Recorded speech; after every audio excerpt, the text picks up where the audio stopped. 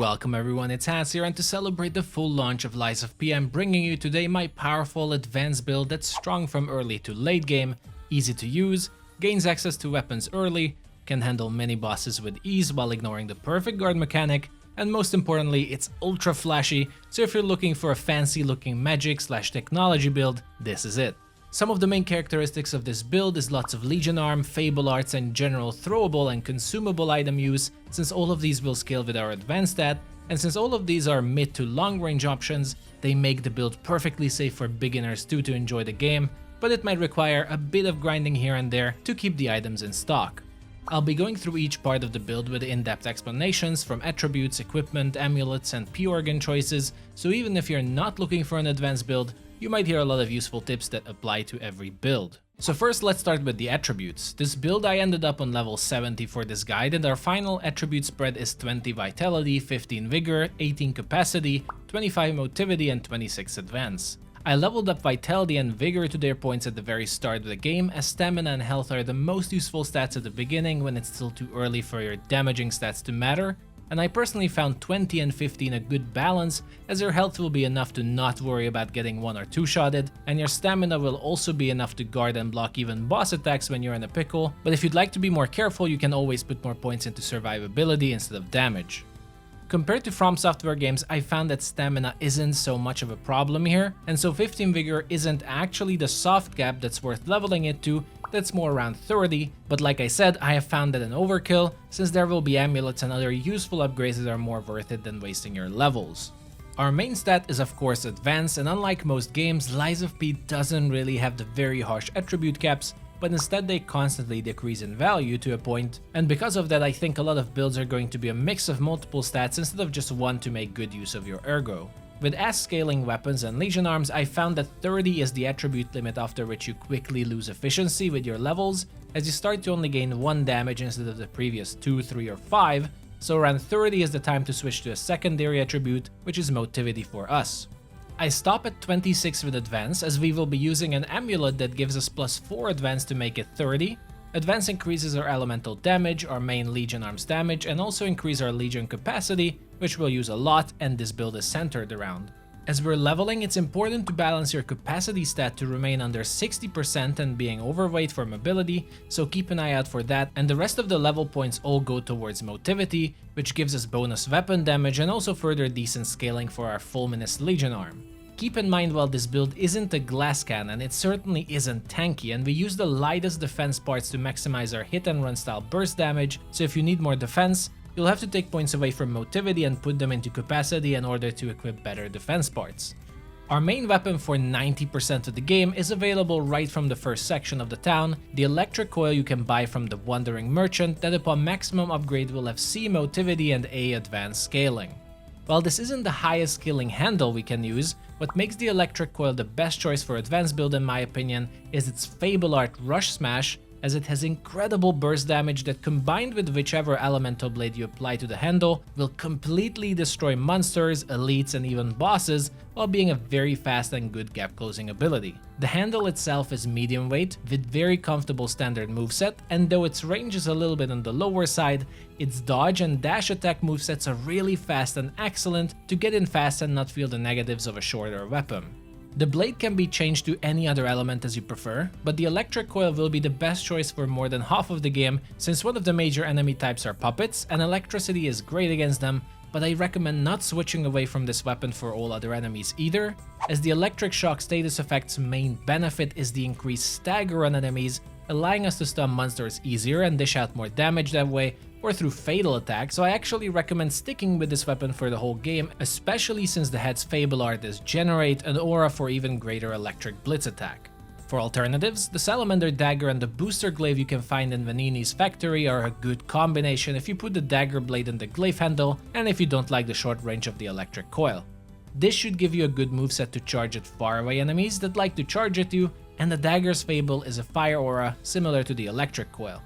The chosen Legion Arm of this build is the Fulminous, and later the Puppet String once fully leveled. And the reason for this is that these two are simply the best Legion Arms in the game in my opinion. I explain it further in a video I released earlier and will link it in the comments. but the short version is that these two Legion arms have the highest stagger damage they can apply to enemies, while also probably being the highest damage overall. The Fulminous scales with Motivity and Advance and charges up really fast for an AoE Electric Blast for even more Electric Blitz Dagger, and while the Puppet String scales with Technique, it uses your weapon for damage, so it double dips into damage and your attack link move with it will unleash your full advanced power on enemies while being a super quick gap closer and perfectly safe heavy charged attack. The amulets we will be using, 2 of them will be from Boss Ergo to purchase as you progress the game, so they are unmissable, and the other 2 are pretty easy to find too, but if you need help, a quick Google should definitely help, so I wouldn't waste time on that. In general, I find amulets and most upgrades in Lies of P a bit underwhelming since it feels like the developers were afraid to give us powerful options, and instead everything feels like a weak 5 to 10% upgrade, so after heavy testing I chose the ones that make the biggest difference overall. The Extreme Modification Amulet, this one is the most important one for damage as it will increase your damage according to the Fable slots you have, and by the end of the game you will have 5 slots, making this amulet possibly the best damage amulet according to my early tests. You will get this amulet from the second boss of the game.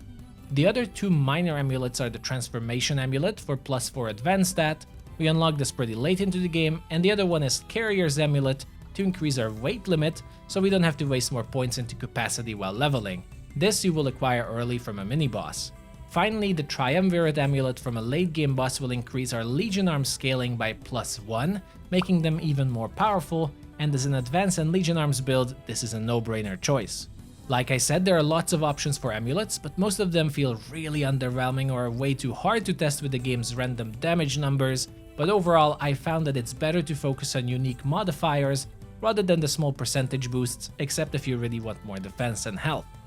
For puppet parts, I won't have a separate section as I'm using the lightest basic part since the build is relatively safe and does not require extra defense, but feel free to balance them with your capacity to fit your playstyle.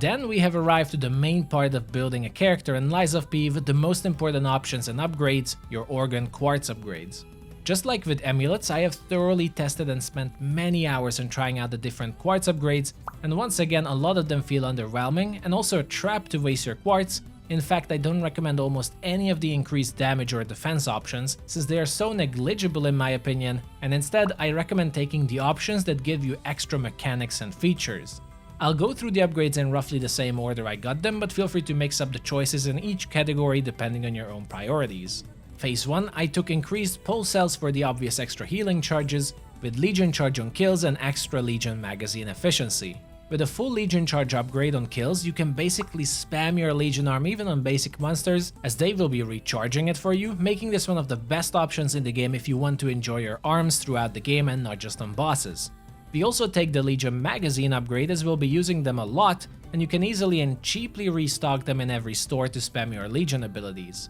Second slot is the first Fable slot upgrade for the amulet we use to get bonus damage from this, but also since we'll be spamming Fable abilities too as a part of our build, so the more the better. The quartz we take here is bonus consumable slot, so you can carry additional Fable and Legion restoring items, and while it isn't as great, since we have nothing better to take, let's choose the Fable Arts attack increase, but this is an optional choice if you want more defense. In phase 2, again a no-brainer extra pulse cell for healing, and the options here are really important. The first one is lowering damage during charge attacks, and Fable Arts is a must pick as it will increase your defense during animations and you will be less likely to get interrupted in case enemies attack you. Very good skill since enemies will often try to interrupt your arts and you would lose valuable Fable points. The Fable Catalyst upgrade is also vital as your catalysts will restore more Fable charges for you instead of just 1 bar, and it synergizes well with our increased consumables upgrade. The second choice is also a no-brainer extra amulet slot with increased healing on pulse cells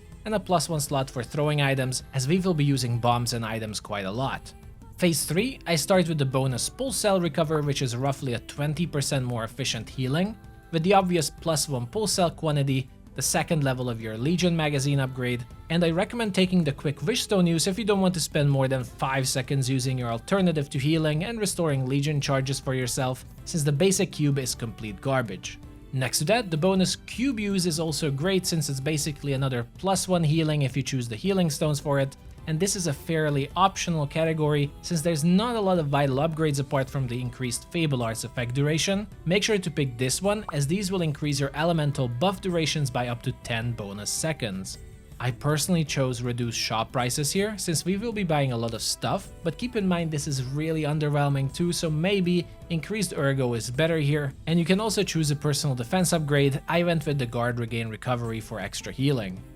In phase 4, start with the extra Fable slot for a huge damage increase and extra Fable Arts use, with the increased Pulse Cell upgrade, extra throwing items limit, and Fable charging on fatal attacks. The other choice is the 4th Amulet slot with the bonus consumable limit, 2nd level of the Fable Art damage, and the last level of Legion charging on enemy kills. It will feel really nice after this upgrade. Finally, in phase 5, it's up to you which one you prefer, but I recommend going for the cube use. Take the increased Catalyst effect for a huge boost in Fable Restoration, a bonus healing Pulse Cell, 2nd level of Fable buff durations, and despite it being a bit slow, take the auto charge for Legion arms since it's still better than nothing.